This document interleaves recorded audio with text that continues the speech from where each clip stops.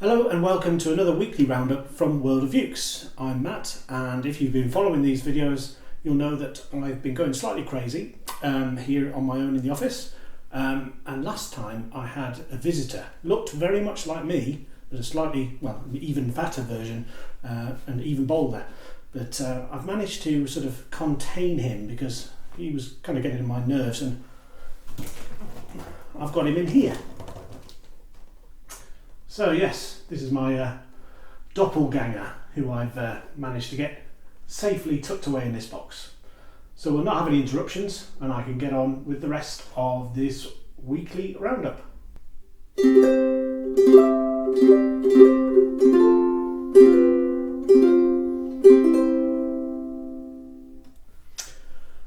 A few exciting arrivals came from Japan this week. Some wonderful Kiwaya ukuleles, including this, which is the KPC 5K, absolutely stunning 5A grade koa instrument, beautiful thing, and I don't know, the back is just to die for. I absolutely love this model. I'd like one. It's £2,000, so I probably won't get one, but if you're in the market for a uke for life, something that would end perhaps your ukulele acquisition syndrome problems, then I'd heartily recommend one of these, or one of these, which is the equivalent in tenor, and again an absolutely stunning instrument. Possibly my favourite, despite these wonders, was this little KPS1K, which is it's the next level down of koa instruments from Kiwaya, but it's absolutely my favourite soprano I've ever played. So check those out. There are YouTube demos on the World of Ukes channel of all of these, so have a look.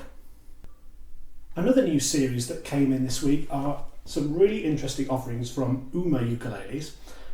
They come in spruce top and walnut back and sides, and over here there's the acacia model, and they're concert and tenor.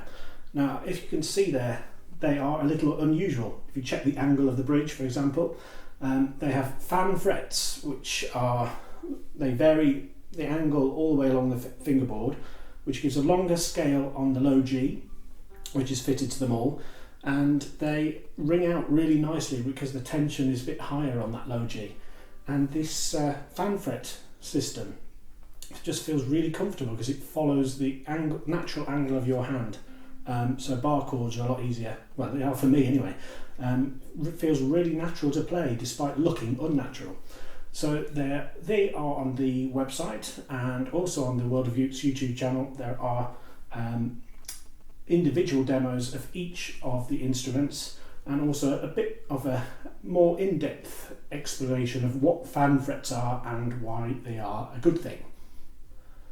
Andy has restarted his series of YouTube live workshops. There is one tomorrow, that's Thursday the 9th of July, in the afternoon, and he's looking at chord melody. These have been really popular series. You can interact with Andy while he's doing the show, if you've got a Google account or a YouTube account, and you can get tickets in the events section of the World of Ukes website. Having discussed some really expensive instruments, there's something else that arrived this week which is perhaps more within a normal budget, and that's these Graphtec Ukulele geared tuners. They are quite petite and very light indeed. They're dubbed as the world's lightest geared tuners. They look like sort of diminutive friction pegs, but they're actually geared so they don't slip, and they are $29.99 for a set. They've been really popular. They're not the most handsome things, but they are extremely effective. So if you're looking for an alternative to give your headstock a little bit better balance, it's not so top heavy, but don't want to stretch to the bespoke and very expensive Goto UPT planetary tuners, these Graphtec ones are a great alternative. You can find those in the accessories section of the website. I've continued to add more and more video demos to the YouTube channel. I've got about 60 now, another 10 on this week. They're simple 60-second videos using the same equipment and the same song, so you can compare different ukuleles I have in stock more easily, and it looks something like this now.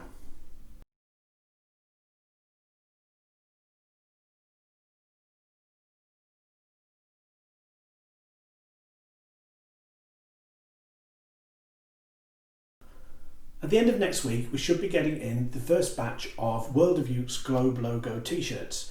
Now, these have been something I've wanted to do for years and years, and we finally, with my wife, who's a graphic designer, come up with a design which I think is attractive and fashionable without being just a logo on a t-shirt. Nothing wrong with that. I did want one that did this though.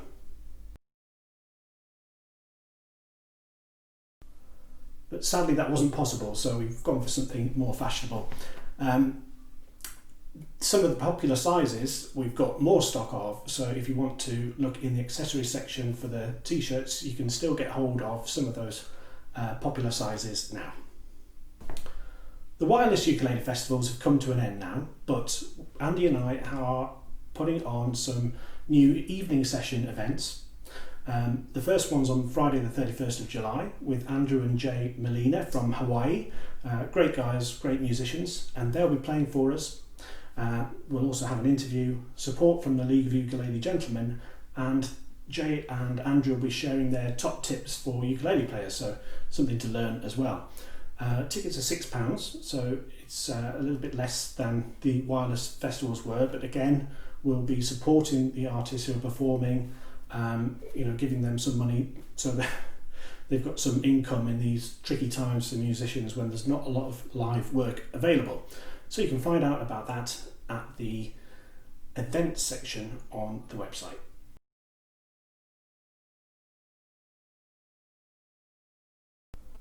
So that's it from me for this weekly roundup. I hope you're staying well, safe and sane, and I'll catch up with you next time.